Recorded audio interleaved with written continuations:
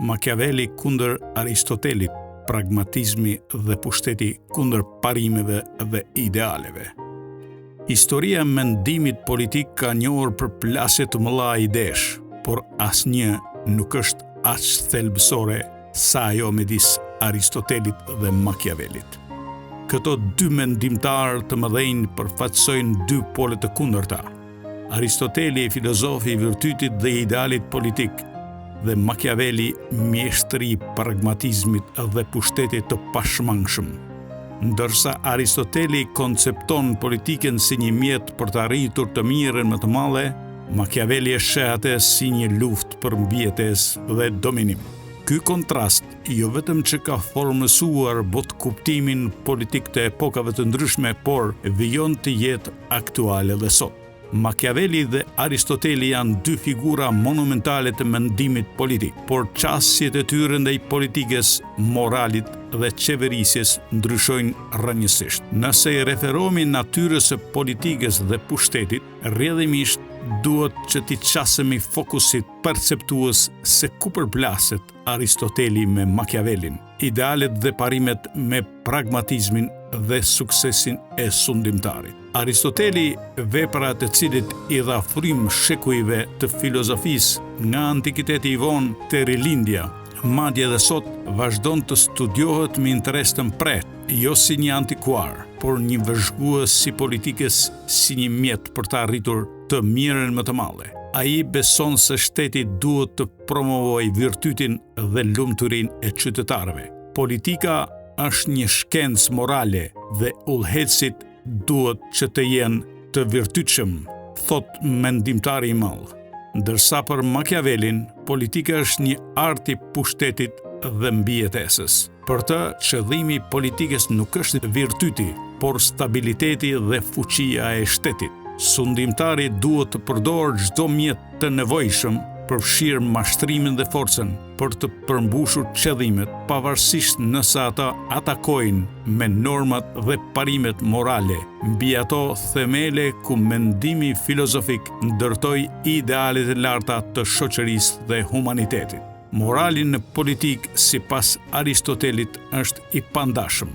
Një lider i mirë duhet jetë i drejtë dhe i virtytshëm, sepse një qeveri e bazuar në virtyt siguron stabilitet dhe mirëqenie, përkundër Machiavellit, i cili e ndan moralin nga politika. Sipas Princit, një sundimtar duhet jetë i gatshëm që të veprojë jashtë normave morale nëse kjo i shërben qëllimit të tij të madh.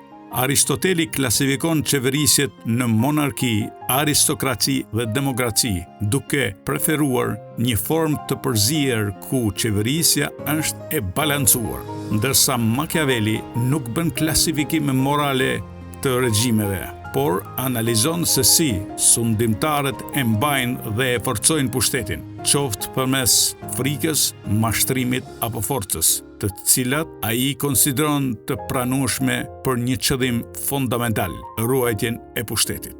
Përplasja midis Aristotelit dhe Machiavellit mbi natyrën e njeriut është thelbësore, sepse ajo përcakton të gjithë filozofinë e tyre politike.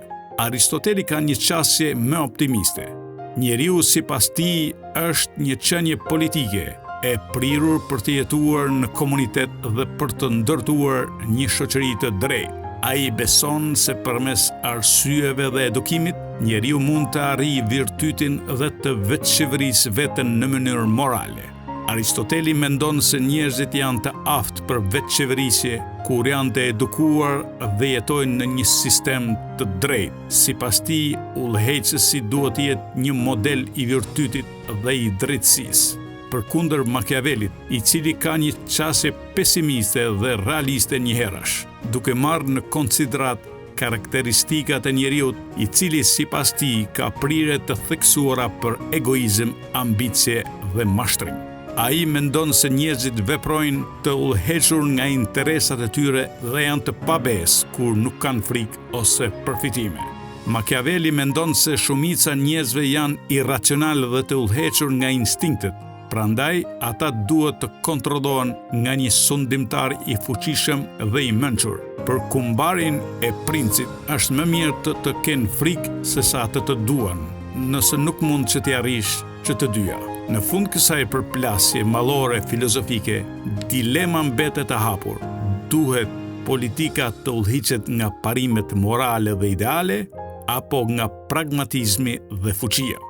Aristoteli ndronte një shtet të ndërtuar mbi virtyte arsyen, ndërsa Machiavelli e shite botën politike si një skenë të pandërprer lufte për pushtet. Edhe sot dilema e tyre mbetet aktuale, duke shërbyer si një busull për udhëheqësit dhe mendimtarët politik. A do të triumfoj ideali apo realiteti? Kjo mbetet një pyetje hapur për historinë që vijon të shkruhet çdo ditë.